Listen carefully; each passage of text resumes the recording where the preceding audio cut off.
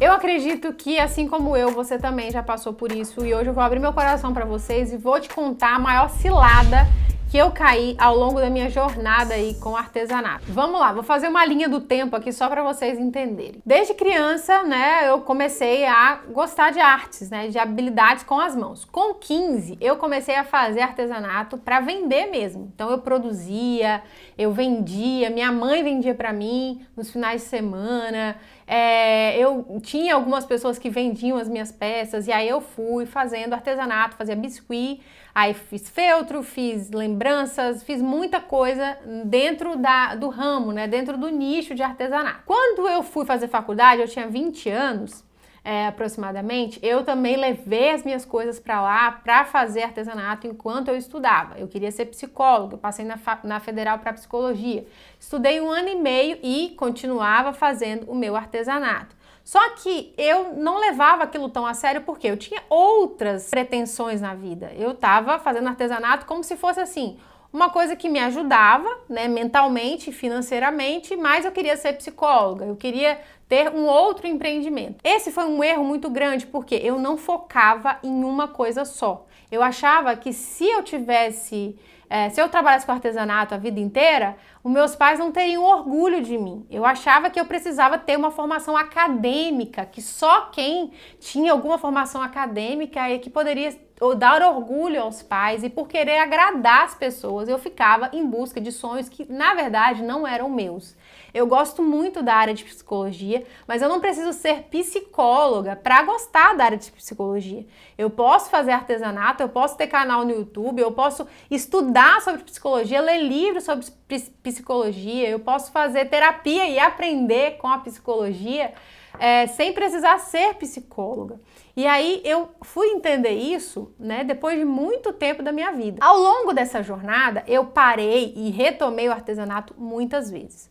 Lá em meados de 2012, eu resolvi assumir de vez e fazer o meu negócio de artesanato de uma forma mais séria. Eu desisti da faculdade que eu fiz de psicologia, desisti também da de pedagogia, que eu também comecei para querer agradar por coisas que não tinham a ver comigo. Desisti dessas duas coisas, parei, porque para mim eu achava que se eu passasse mais tempo naquilo, eu ia perder muito mais do que se eu de fato engrenasse ali na minha vida, que eu tanto gostei, que eu tanto queria, que era o artesanato. Então eu montei um ateliê, eu não, né? Na verdade, meu pai me ajudou, meu pai gastou uns R$1.000 lá, coitado, que ele nem tinha esse dinheiro, ele foi parcelando e montou um ateliê para mim nos fundos da casa dele. Eu era solteira nessa época e eu comecei a produzir. E foi a época que eu mais vendi o meu artesanato. Só que eu tinha 6 meses que eu estava ali naquele ateliê lindo, um janelão, do jeito que eu queria, meu pai pintou da cor que eu queria,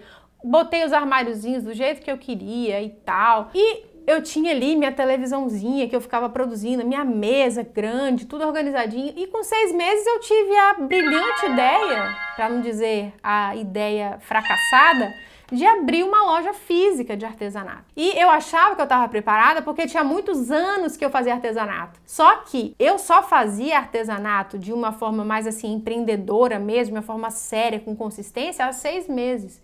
E eu não medi os custos disso, né? Então eu peguei um ponto de comércio e eu comecei a montar essa loja lá. Comprei vários maquinários, porque ao invés de fazer só o artesanato que eu fazia, eu queria ampliar, queria fazer outras coisas. Fiz chinelo, fazia camiseta, boné, caneca, um monte de coisa. E aí era só eu para fazer. O Josué ficava na parte de vendas, mas eu produzia, eu montava as artes no computador, eu atendia os clientes, eu fazia tudo. E eu percebi que eu estava gastando dinheiro à toa. Tudo que eu fazia, todo o lucro ficava para pagar os custos da empresa. Se eu tivesse ficado com o meu ateliê lá, quietinha, bonitinho, dentro da minha casa, quando eu precisava atender algum cliente, esse cliente ia lá, eu atendia com hora marcada. Por querer, às vezes, agradar a outras pessoas e por conta daqueles pensamentos que eu tinha, né, distorcido, de que se eu tivesse uma loja eu ia ter mais importância e tal, eu acabei fracassando nessa loja. Essa loja foram acontecendo vários problemas desde o momento em que eu abri a porta dela. Era uma loja que eu não tinha condições de encher ela de produto, então era uma loja feia, porque era uma loja vazia. No fundo da loja era a produção. E aí eu ficava lá atrás e não tinha ninguém para ficar na frente. Eu gastei dinheiro comprando a repartição da loja, né? Era um ponto só, mas eu reparti ele, botei porta, mesa e tal. Só que era uma loja feia, porque não tinha produto e eu ficava mais lá atrás e sempre tinha que ficar com o portão trancado porque não tinha condições de pagar um funcionário para ficar na frente. E aí, para mim, essa foi a maior cilada que eu cometi, o maior erro que eu cometi no artesanato. Por quê? Porque foi na hora errada. Hoje, se eu quiser montar uma loja de artesanato, eu monto uma loja top de artesanato. Hoje eu tenho condições, eu tenho estrutura para ter uma funcionária, para ter uma loja cheia de produtos. Mas naquele momento eu não estava preparada mentalmente e nem financeiramente para aquela loja. E aquela loja durou 6 meses, assim, aos trancos e barrancos, e ainda me deixou uma dívida de mais de 20 mil reais. Então, muitas vezes, nós queremos colocar trocar, né, os pés pelas mãos. A gente quer partir para cima, atacar tudo, sem pensar nos prós e nos contras. E se eu tivesse parado apenas alguns minutos e a minha teimosia, né, eu fui muito teimosa. Às vezes o meu pai falava, filha, não é melhor você continuar mais um tempo aqui? Até mesmo o Josué, que era meu namorado na época, falava, vamos pensar melhor nisso e tal. E eu, na minha teimosia, falava, não, eu já estou no artesanato há muito tempo. E muitas vezes a sua experiência no artesanato, a sua experiência no seu negócio, não quer dizer que você já tenha experiência para ter um comércio, para ter a porta aberta de um comércio, porque você vai ter muitos custos, muitas coisas além do que você já tinha. Muitas vezes você vai ser preferível e mais rentável você continuar dentro da sua casa, mas separar um espaço na sua casa para isso, montar bonitinho o seu cantinho do jeitinho que você quer, do que você abrir um comércio, porque a responsabilidade é muito maior. Se você tem um sonho de abrir o seu comércio, eu não quero te desestimular. Eu acho que você deve sim correr atrás, mas antes de você começar a correr atrás do seu sonho, entenda o processo e respeite as fases desse processo, principalmente não tentando fazer coisas que não estão ao seu alcance.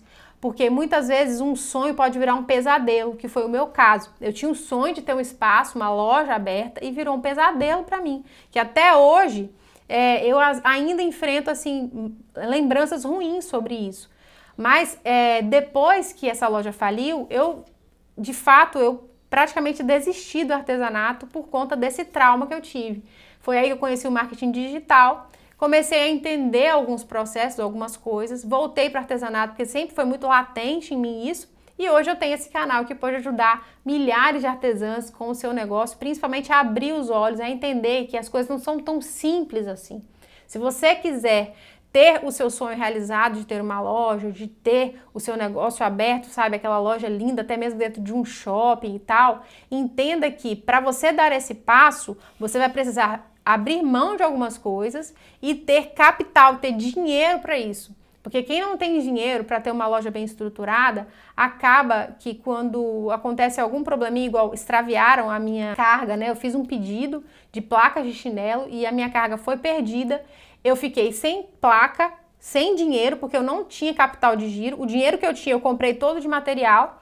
E aí eu fiquei com prejuízo, sem dinheiro para comprar novas placas, sem o material para produzir, e enfim, foi virando uma bola de neve. Então tome muito cuidado quando você for dar um passo muito grande no seu negócio, principalmente quem trabalha com artesanato, quem está acostumado a trabalhar em casa, ter os clientes ali sempre perto.